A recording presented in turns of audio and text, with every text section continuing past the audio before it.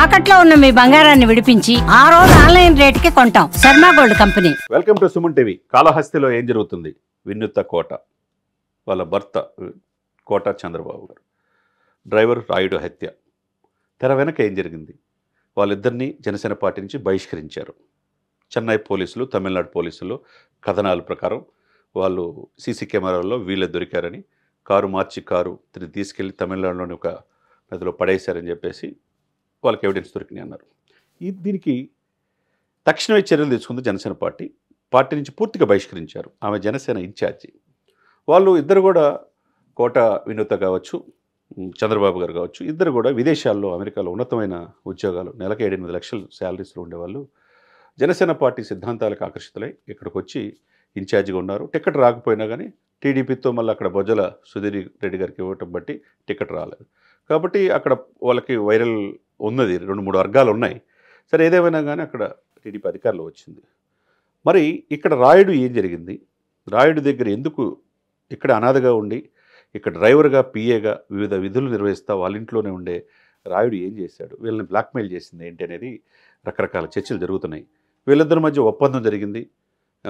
నువ్వు అవతల సుధీర్ రెడ్డికి, అధికార పార్టీ ఎమ్మెల్యేకి ఉప్పందిస్తున్నావు, ఇక్కడ రహస్య సమాచారాలు కూడా చేరవేస్తున్నావు అని చెప్పేసి, మీతో సంబంధం లేదని చెప్పి పత్రికా ప్రకటన ఇచ్చేసి జూన్లోనే అతన్ని పంపించేశారు. అతనికి ఉన్న శాలరీ నెలకు 9,000తో పాటు మిగతా 15,000 ఇచ్చి కూడా పంపించారు. ఇద్దరి మీద అగ్రిమెంట్తో కూడా సంతకం ఇదే రాయుడు చేశాడు, వాళ్ళ అమ్మమ్మ కూడా చేసింది. మరి ఇన్ని జరిగిన తర్వాత మనిషి చనిపోవడానికి కారణం ఎవరు? నిన్నటిదాకా వీళ్ళిద్దరు అంటున్నారు, దీని వెనక తెర వెనక ఎవరో ఉన్నారంటున్నారు. ఏదైనా కానీ ఇప్పుడు టీడీపీ కూడా, చంద్రబాబు నాయుడు గారు కూడా, ఎందుకంటే ఆదిమూల విషయంపై చిత్తూరులో మనం చూసాం, ఒక మనిషి నన్ను ఇట్లా వస్తే నా మీద అత్యాచారం చేశారని చివరికి ఆమె కూడా రాజీ చేసుకుంది. మరి ఇంత ఆరోపణలు చూస్తే కూటమిలో అది మచ్చగా మిగిలిపోతుంది. మరి అదే చిత్తూరులో కాళహస్తిలో జరిగిన దానికి జనసేన ఎలా అయితే కూటమి ధర్మం ప్రకారం వాళ్ళ విచారణ ఆదేశించి విచారణ చేస్తున్నారు, ఒకవైపు వాళ్ళ పార్టీ నుంచి బహిష్కరించారు. అదే సమయంలో టీడీపీ మీద కూడా, బొజ్జల సుధీర్ రెడ్డి మీద కూడా ఈయన పాత్ర ఉందని చెప్పి ఒకళ్ళు అంటున్నారు. ఇది కావాలని డిఫేమ్ చేయడానికి చేశారని చెప్పి అంటున్నారు. మరి అది కూడా విచారించాల్సిన బాధ్యత టీడీపీకి కూడా ఉంటుంది. కాబట్టి మిత్రధర్మం పాటించాలా, ఎందుకంటే ఒకళ్ళొకళ్ళు ఇచ్చిపుచ్చుకోవాలా.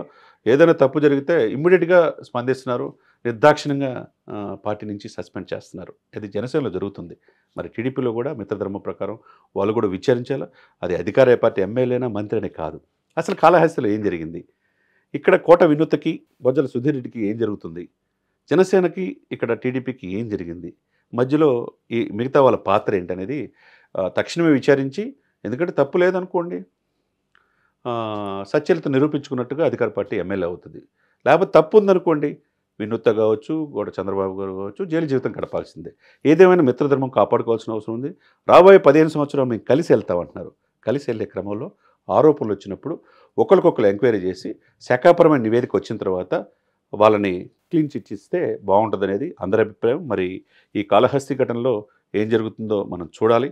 ఒకవైపు కొవ్వూరు ఇన్సిడెంట్, ఒకవైపు కాళహస్తి ఇన్సిడెంట్, ఒకవైపు వైసీపీ పార్టీ ఏమో ఇదే అదునుగా వాళ్ళు ఆరోపణలు ఎక్కువ పెడుతున్నారు. సరే, ఏదేమైనా కానీ ఈ మిత్రధర్మం పాటించుకుంటా ఎక్కడ తప్పు జరిగితే విచారించి తప్పు ఎవరు ఉంటే rule is rule for all, చట్టం ప్రకారం చర్యలు తీసుకోవాల్సిన అవసరం ఉందనేది మేధావులు, విఘ్నులు చెప్తున్నమాట. సుమన్ టీవీలో మీ పర్సనల్ అండ్ బిజినెస్ ప్రమోషన్స్ కోసం కింది నెంబర్కి కాంటాక్ట్ చేయండి.